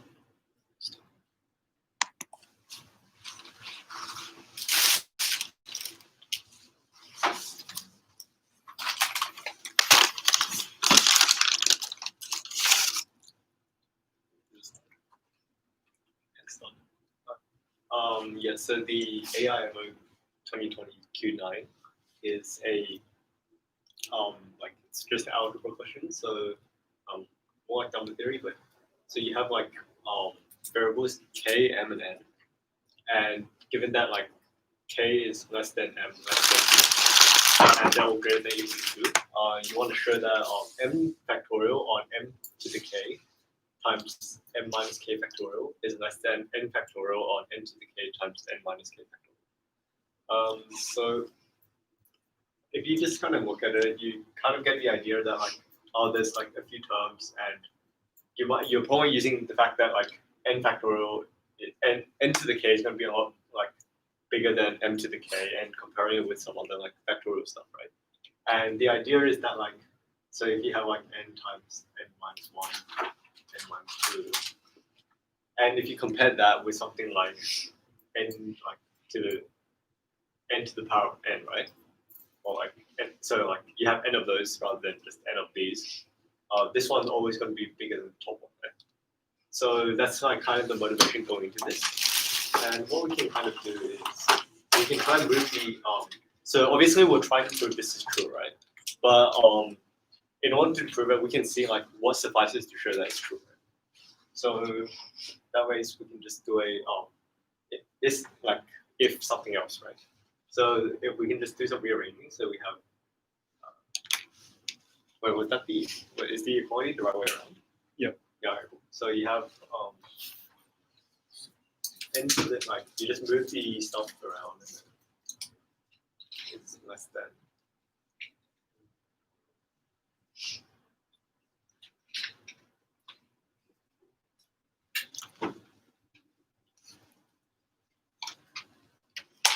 So yeah, so you have something like this, right? And we can do a bit more manipulating. And this stuff, right? Like you see, you can try to turn it into like a binomial, right? Or you could, so you could do that, or you can just like, because you see, like you have like k terms here, right? So you might be able to do something with this to make it nice. So rather than like keeping it like simplified, we can try actually expand it. So the top becomes.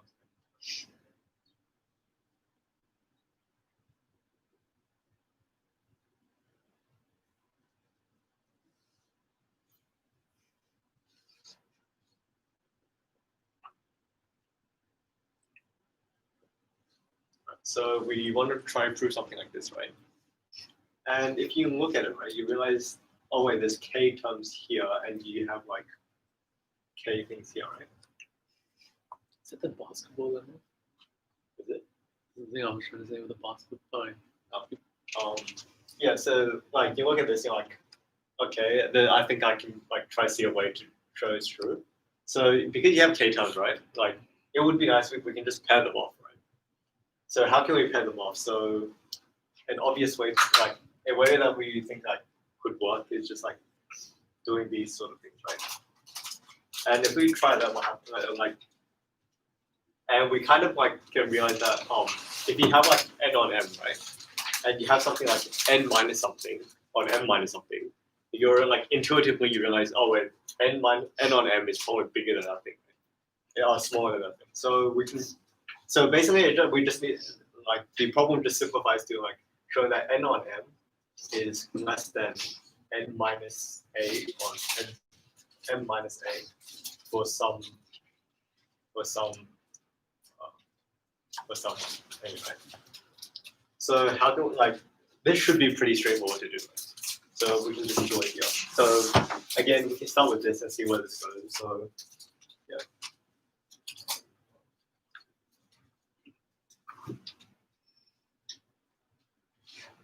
So we just do some work on multiplying.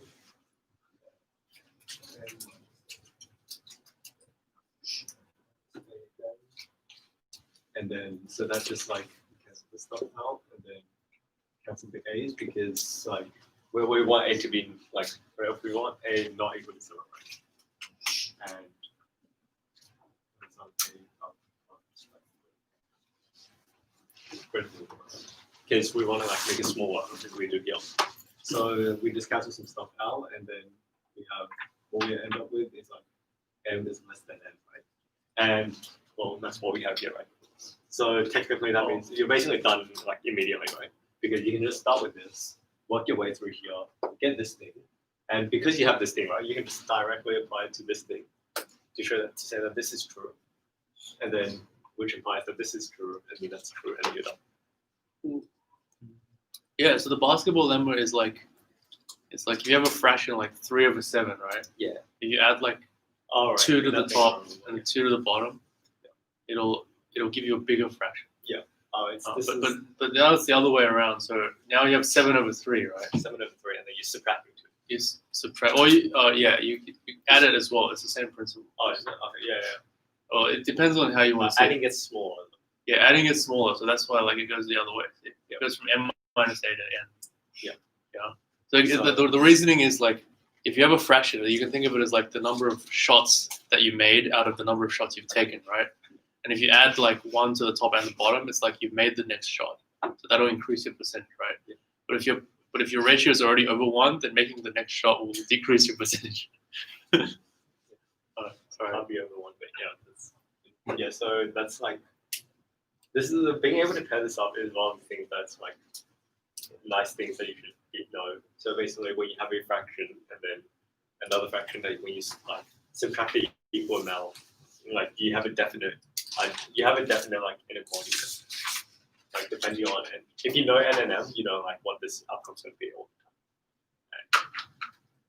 So it just like the motivation, as I said before, you just start with this and you look at it and you see like, okay, well, like you have some like k terms, and you're going to have some k terms somewhere, and you're going to have like k terms somewhere else, and you also have powers of m and n both to the k, and the other stuff isn't powers, it's factorials, which is going to be like smaller, slightly less, which means you can try to fiddle around with it until you get the thing that you want.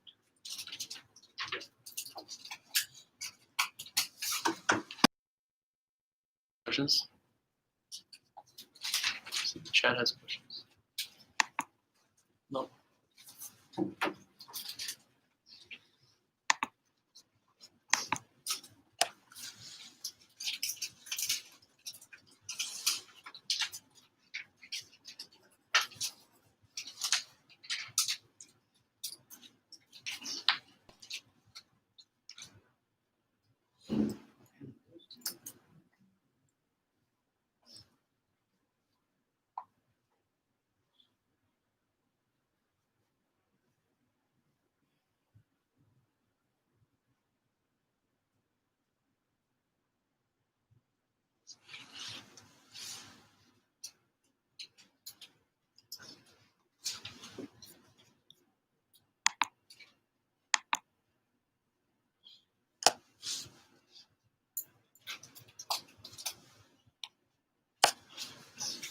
Do you guys know what I was talking about? I was talking about the basketball thing.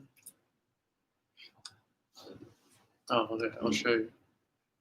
Yeah, so this is like, I guess I was playing basketball. This is like the only thing I've ever like, basketball can solve a math problem, right? So it's like if you have like 3/7, yeah, that's a fraction, yeah, and you get another fraction by doing like 3 plus 3 over 7 plus 3, yeah. And the question is it relatable? Like, is it always going to be bigger, right? And the answer is it is, yeah. This is always going to be bigger than that. And the way you can think of it is, this is like you're shooting, like if you're shooting a basketball 7 times, right? And you make 3 of them, that's like your shooting percentage, yeah? If you shot it another 3 times, right? And you made them all, that's going to increase your shooting percentage, right? So the fraction should give you a bigger fraction. That makes sense? Yeah, so this is not quite the same as here because this n is bigger than m here, right? So here we'd have more like, it'd be the reciprocal of that, yeah? Yeah, so it'd be, oh, that's good. So it's 7/3 here is greater than 7 plus 3 on 3 plus 3, yeah?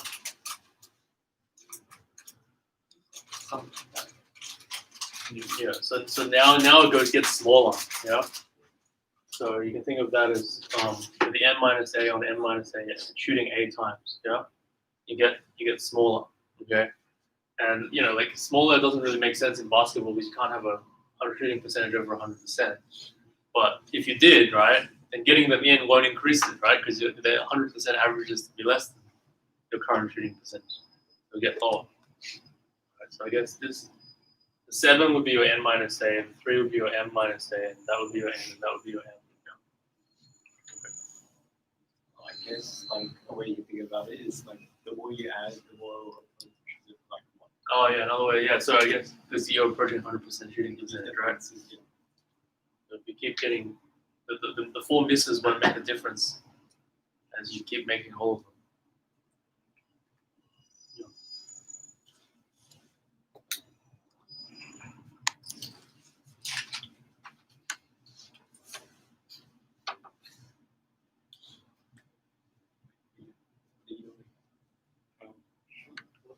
That's a cool question. What you found out, mate? What are you doing now? R and X. Have you found R? What? How do you find R? Have you found R? You do the thing you draw a line here. Right there. Forward. It's like okay. How do you got the phone? What do you think? Yeah. How do you got that? Math. Yeah. Math. What? Do the same math. With this. No. See, this is similar to this. Oh. Like everything. Heck. There's There's another math. There's the like basic. There's the basic casual way. We not really. I don't think so. Like the casual, the way the casuals do it. It's the casual. The one where you draw a line. And then you do Pythagoras. What? Have you never done this one? How would you do it if you don't know this one?